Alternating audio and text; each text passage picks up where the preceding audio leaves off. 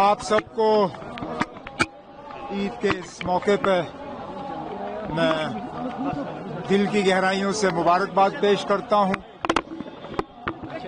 ये ईद एक ऐसे मौके पे मनाया जा रहा है जबकि पूरी उम्मा जो है वो परेशान है।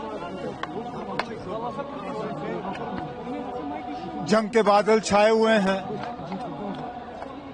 शायद कोई ऐसा इस्लामी मुल्क नहीं है जहां कहीं ना कहीं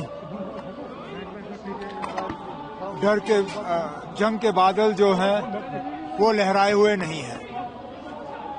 आज मेरे तरफ से सिर्फ एक ही दुआ की गई कि ये नाजायज जंग जो अमेरिका और इजराइल के तरफ से हमारे लोगों के ऊपर ठोसा गया है वो जंग फौरी बंद हो जाए, अमन दोबारा बहाल हो और इस तरह के हालात जो हैं वो दोबारा ना बने। इसके साथ साथ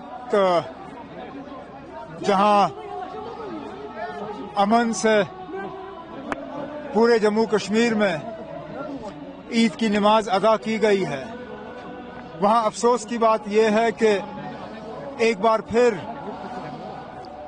श्रीनगर के उस ऐतिहासिक और मुकामी जामा मस्जिद में ईद की नमाज अदा करने की इजाजत नहीं दी गई, जो कि मुझे लगता है एक तो अफसोस की बात है और दूसरी तरफ से कहीं ना कहीं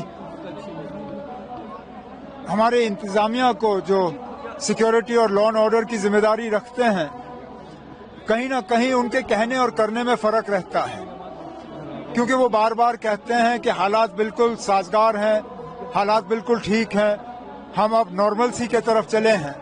लेकिन ये कहाँ की नॉर्मल सी, जहां श्रीनगर के सबसे बड़े मस्जिद में ईद की नमाज अदा करने की इजाजत नहीं दी जाती।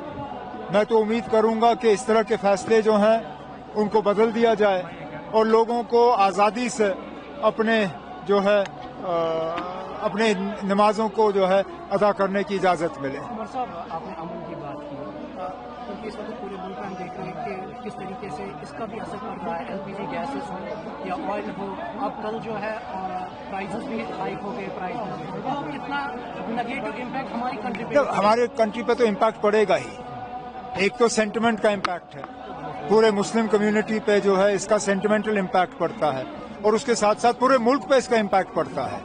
अब चलिए, हमारे सेंटिमेंट्स तो हर्ट हो ही जाते हैं, लेकिन जिन लोगों को कीमती गैस और डीजल के हवाले से अपना घर चलाना मुश्किल हो जाता है, उन पे भी इम्पैक्ट होता है। इसलिए मैंने कहा कि हमारे तरफ से एक ही दुआ होनी चाहिए आज कि जल्द से जल्द ये नाजायज जंग जो है ये बंद हो और अमन जो है वो दोबारा से बहाल हो। राजनीति हो या क्रिकेट, देश विदेश की ब्रेकिंग हो या आपके मोहल्ले की बड़ी खबर, सब मिलेगा एक ही ऐप में, सबसे तेज और भरोसेमंद। अभी डाउनलोड करें दैनिक भास्कर डिजिटल।